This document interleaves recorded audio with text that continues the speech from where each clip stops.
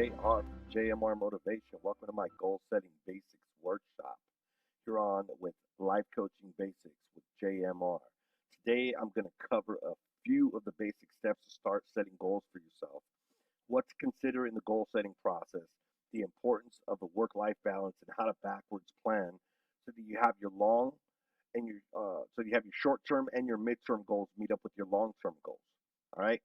Remember, goal setting is a process that constantly needs to be, viewed, evaluated, and refined to ensure that you're on track with your long-term goals. If you stick with me to the end, I'll show you how you can set long-term goals and have your short and mid-term goals support those long-term objectives. Goal setting is a staple for every successful person. The object of setting goals is to provide a roadmap to where you want to be in life. And the short term and mid-term goals that you set should ultimately support your long-term goals.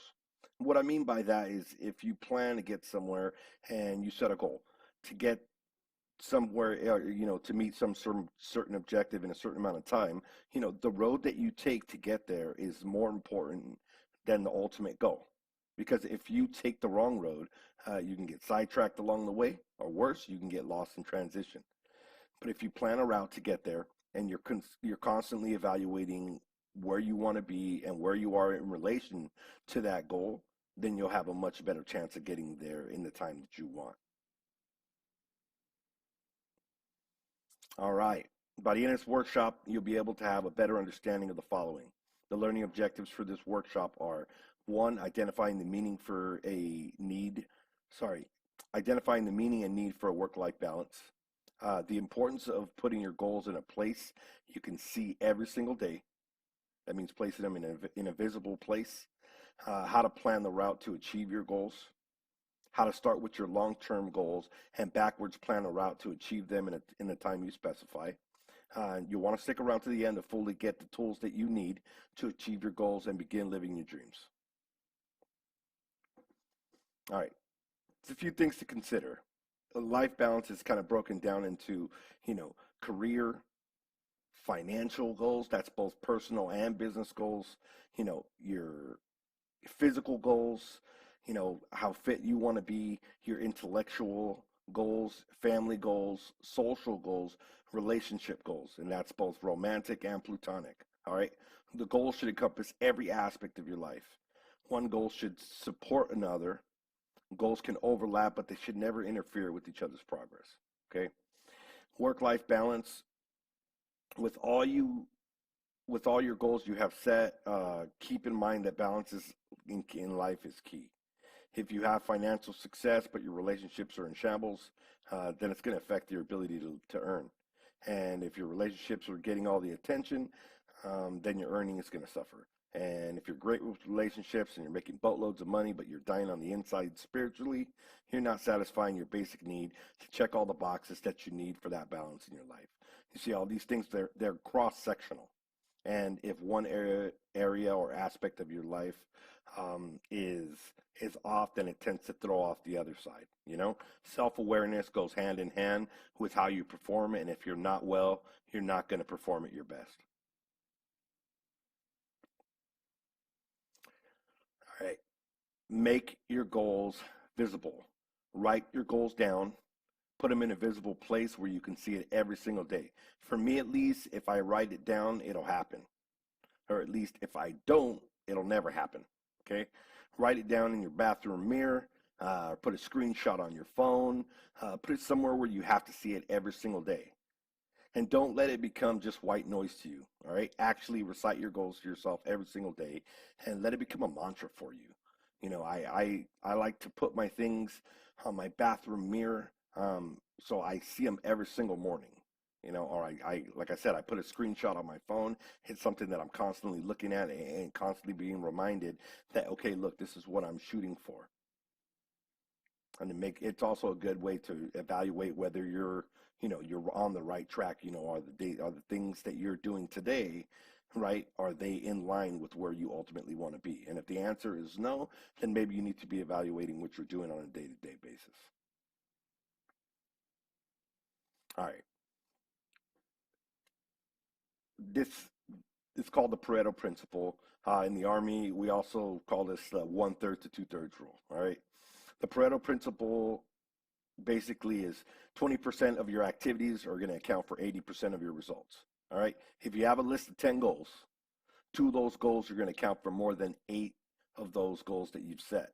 All right. The sad fact is that most people procrastinate on the top 10 to 20% of things that are probably going to be the most vital to their success. They focus on the easiest of the goals, right? The 80% instead of focusing on that 20% that's going to impact their lives the most. In the Army, this could be compared to the one-thirds, two-thirds rule, right? This is where you spend no more, right, than one-third of the time planning and leave two-thirds of the time for action and refinement, all right? Let's try an exercise, all right? Write down 10 goals today and pick the top 2 that will have the most impact on your life, all right? Focus on how you'll complete those goals and then tackle the rest. I want you to do this today, all right? Don't wait. By tomorrow, you'll have a better understanding and a better plan of attack on the goals that you've set and give yourself a better chance to accomplish the most vital of them. All right, be realistic in your goals, all right? Don't sell yourself short. And what I mean by this is set your goals to achieve a goal of earning $100,000 this year, all right? You currently gross around $5,000 a month. That's about $60,000 a year, all right? That means you roughly are, what, $3,500 a month away from earning that goal, all right? How are you going to make up the difference, right? You see what I mean about setting realistic goals. Do you have a plan in place? Is it feasible? If you don't have a plan to make, if you don't have a plan to make up that extra money, how do you intend on earning it, right? That doesn't mean that you can't reach the goal. It just means that you have to figure out a way to earn that $3,500 a month average if you, in addition to what you're already earning to achieve that goal, all right?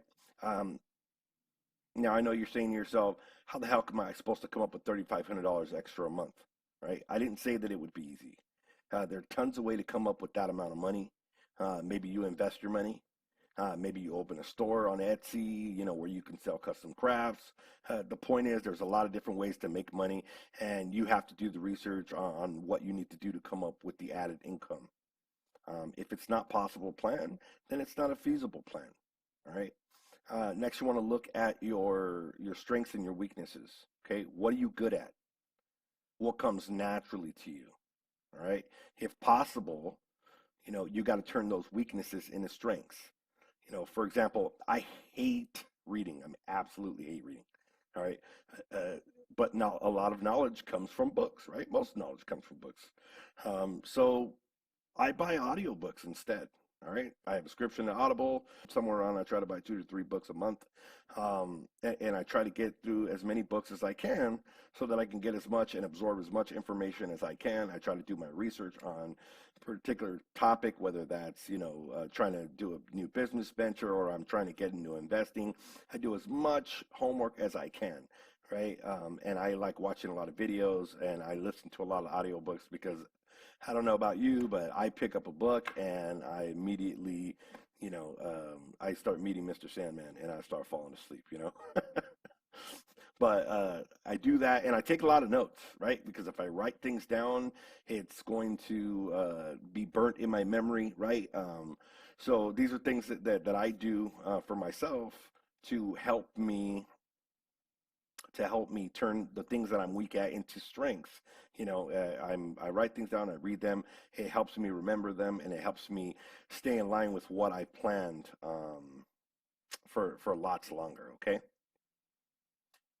So by finding alternatives to reading books, I basically get the same knowledge as if I were sitting somewhere and studying.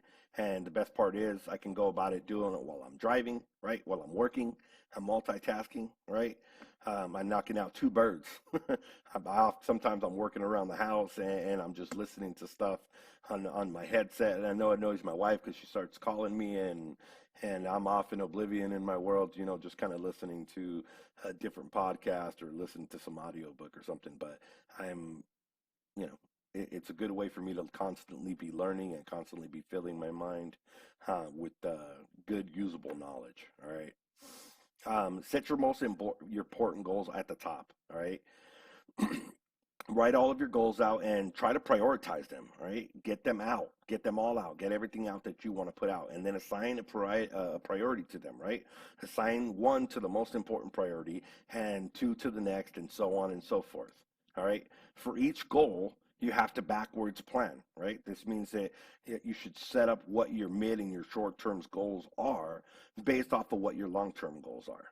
All right, and I'm gonna go a little bit more in depth about this. All right. So let's say your goal is to purchase a home in the next 2 to 3 years. All right. Or you want to pay off some credit cards. So you have a goal. What needs to happen in order for you to achieve that goal? Okay. Um, let's say the house. All right. I want is 400,000. My credit score is roughly a 615. I have $25,000 in student loan debt. I have 8,000 in consumer credit. I have $5,000 in the savings account, and I have 10%, or I need 10% down at a minimum, right, for closing. Let's look at this. My top goal is I want to buy a house. All right. My sub goals or my midterm goals would be, $35,000 down for down payment, right? Pay down my student loan debt, right? I need to revolve my credit, to increase my credit score, right? And then I need to pay down $8,000 in credit card debt. All right. How am I going to accomplish this goal? So your midterm goals, you have them in line now. Now, what are your short-term goals, right? If I want to pay off my $35,000 for my down payment, right? How much do I need to save per month in order to reach that?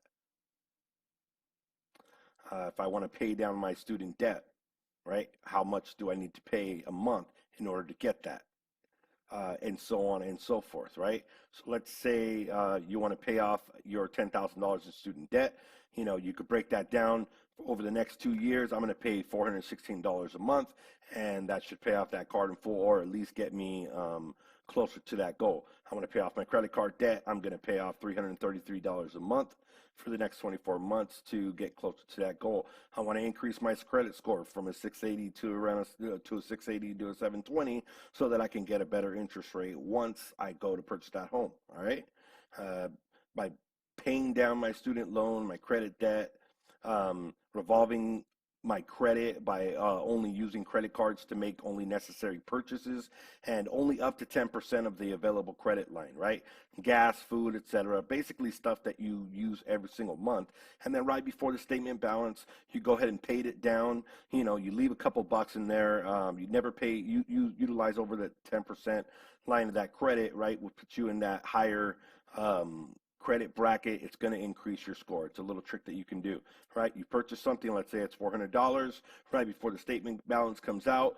Let's say you pay $395, and right before the statement balance hits, when your next credit reporting goes around, your credit score is going to spike. Okay, keep doing that for X amount of time, and you are definitely going to have a higher credit score. All right. Of course, pay anything off in collections that you have, anything that may be holding you back and bringing that credit score down, right? If you already have good credit, then that's just one less thing that you have to do, basically, to achieve this goal of buying your $400,000 house, right? So moving on. There's other ways to bring your credit score up. You can hire professional agencies to dispute items in your credit report. These help you with credit by creating basically a plan for you to pay off those loans, and then knocking off anything that's been in there for a while that may be keeping your score down. Okay, this is not a financial advice. I'm not a financial advisor. This is simply describing a way to improve your credit score. Okay. If you want to save the additional $35,000 for your down payment, let's say you want to put $1,500 away roughly for the next 24 months, and you're going to have above your $35,000 that you need for your down payment. Okay, this is just one way that you could buy a house if that is your goal, right? Um, if you're part of the veteran community, you're even in a better place because you can do this with zero money down. All right. I'll leave a link in the description to a real estate agent in the Orange County, California area. She's a real estate agent who's helped us purchase our home, me and my wife.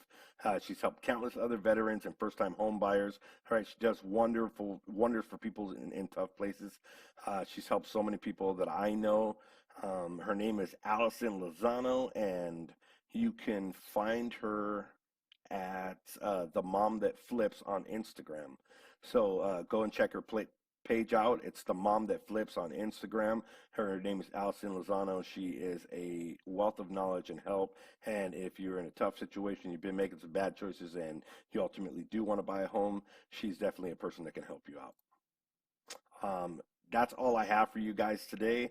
I asked that you guys help me out with the algorithms to help grow my channel. You can follow me on Facebook at Mr. JR1, Mr. JR71 on Instagram at Mr. JR71, or on YouTube at JMR Motivation. I thank you guys for attending this workshop, and I will see you guys around.